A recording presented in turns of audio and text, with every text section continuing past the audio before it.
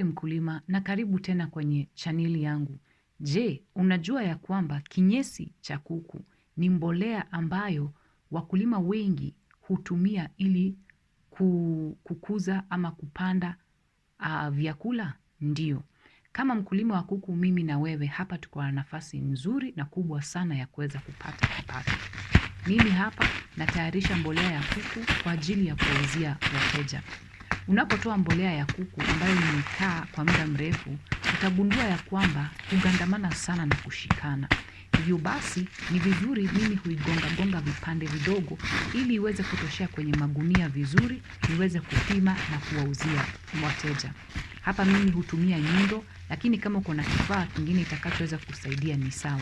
Wewe weza kuigonga vizuri, ama kama uko na wafanyikazi waambie waweze kuigonga sawa vizuri tu, vipande tudogo iweze kutoshea kwenye magunia tayari kuweza kupakia na kuwauzia wateja. Lakini kabla hapo ni vizuri pia uwe unaweza kukagua mbolea ya kwako. Kwa sababu kama unavyoona hapa, mimi nilikuwa nimemwagiza mtu anitolee mbolea kutoka banda la kuku, na alitoa pamoja na mawe, akatoa pamoja na vipande vya begi, akatoa pamoja na vile baadhi ya vifaa nilitumia kuweka bedding kwenye viota.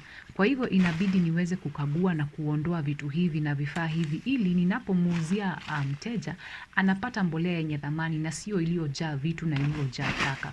Kwa sababu kumbuka hii ni soko, na ni soko iko na ushindani. Kwa hivyo unataka wale wateja umepata, unajaribu kuweza hata unahakikisha wanaendelea kuwa wateja wa kila wakati. Na hiyo itakuwa kwa wewe kuwapatia mbolea ambayo yenye thamani, isiyojaa taka, isiyokuwa imejaa mawe ama vifaa visivyostahili. Hakikisha jaribu kuweza kuwa unawapatia mbolea safi.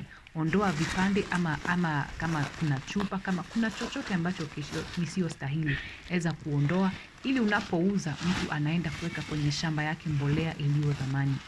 Lakini pia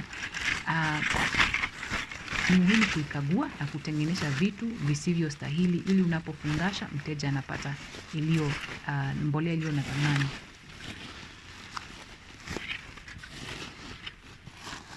Baada ya hapo, sasa ni wakati wa kufungasha. Wengine hutumia magunia ya kilo 70, lakini mimi niliongezea gunia ya kilo 50 kwa sababu niligundua kuna baadhi ya wakulima hawana mashamba makubwa sana ambayo yatahitaji gunia ya kilo 70. Kwa hivyo badala ya kupoteza mteja, ilibidi niweze kutumia magunia ya kilo 50. Ni vizuri hata wewe uweze kujua mteja wako anahitaji nini, kwa sababu unataka hawa watu wakuwe wateja wako wa kila wakati.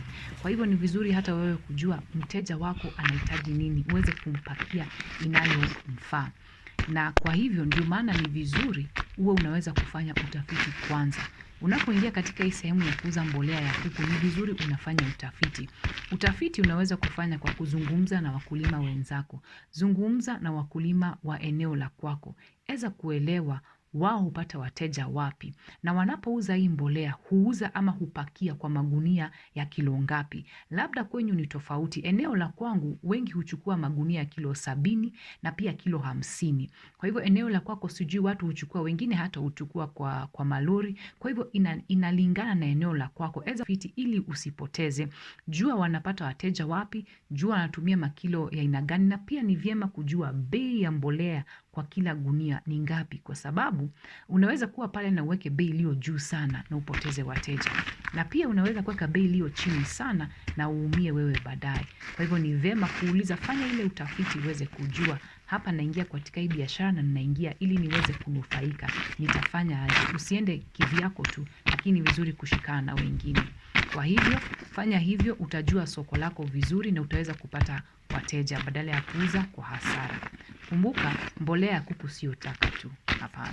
Na kama hujapata pesa ama hujajua na kipato iko nayo, ikiwa utaandaa na kuuza kwa njia sahihi, inaweza kuwa chanzo cha ziada cha kipato kwako na kusaidia na kujenga na kuendeleza biashara yako ya kuku. Asante mkulima kwa kutazama, bonyeza subscribe kwa vidokezo zaidi.